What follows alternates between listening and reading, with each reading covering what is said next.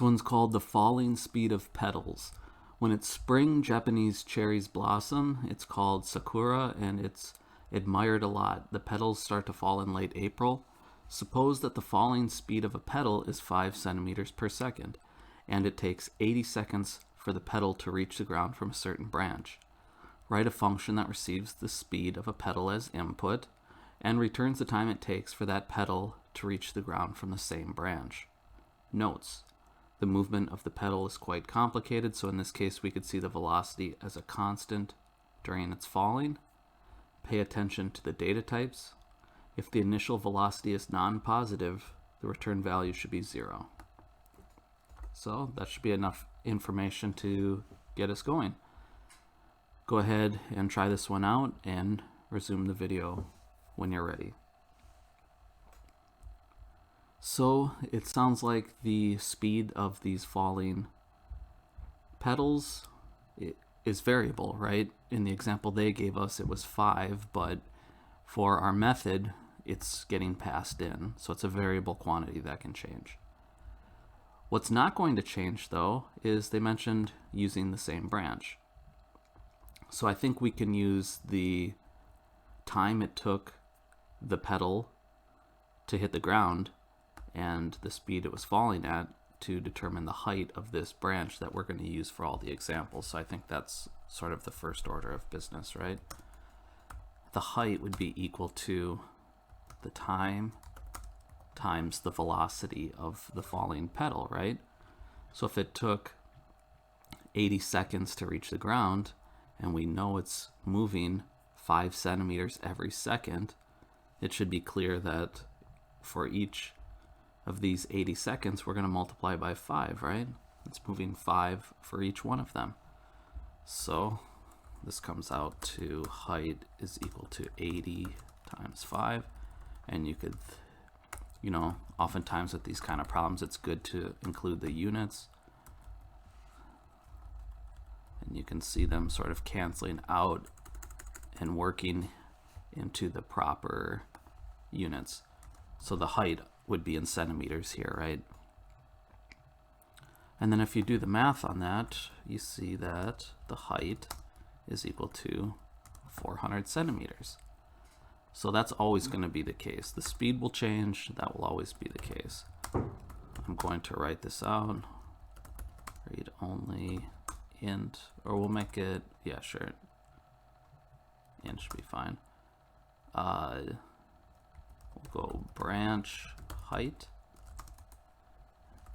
We'll call it 400. So now, what our function needs to do, right, is return a double that represents the time. Given a velocity and given the branch height, which is the same for all of the problems, we need to come up with the time it takes to reach the ground. So back to our original equation then, we essentially have to solve it for t, right? We know h, it's always going to be the same. We're going to be given v. It can change, but for any given problem, it's going to be provided for us. So that only leaves one unknown value. So if we rearrange this equation and solve it for t, you can see that t is equal to h over v, right? If you divide both sides by v, you get h over v is equal to t. And then I just wrote it out so the t occurred first, the time. So that's what our method needs to do. It needs to take this branch height and divide it by whatever velocity, petal velocity, is passed in to us. And this should do it. We did have one catch where if the initial velocity is non-positive, I would think that means 0 or less, that we should simply return 0. So let's add that safety check in. Let's say v is less than or equal to 0. If it is less than or equal to 0, we know we just want to return 0, and I'm doing it in double form here because that's the return type. And then otherwise we can use our regular equation with valid input.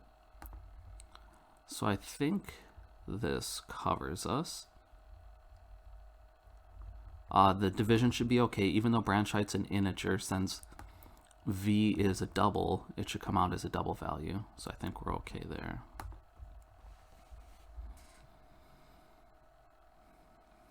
And good. Initial green. And all green. And we're clear to submit. Again, you could just take the 400, plop it in there.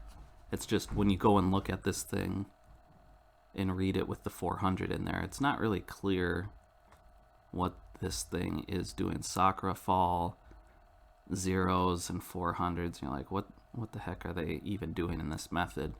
And this adds a little more clarity to that, so that's why I did it. You don't have to.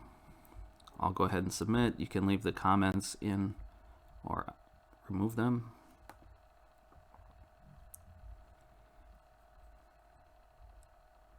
And yeah, there you go, without just doing it on one line. Essentially the same thing we did. Displace else return 0. Yeah, that's fine. So yeah, same idea there. So really this wasn't challenging at all from a code writing perspective. It was just a practice in doing a word math problem, which is very important. You're going to want to become very comfortable with that. Math factors heavily into programming, and you're going to get jobs that are like word problems, and you need to be able to solve them. So maybe this is more of a math practice. I apologize if you feel a little robbed there, but it's good for you too. You got to do these too. So hit me up with questions. Otherwise, we'll keep moving. Thank you for watching.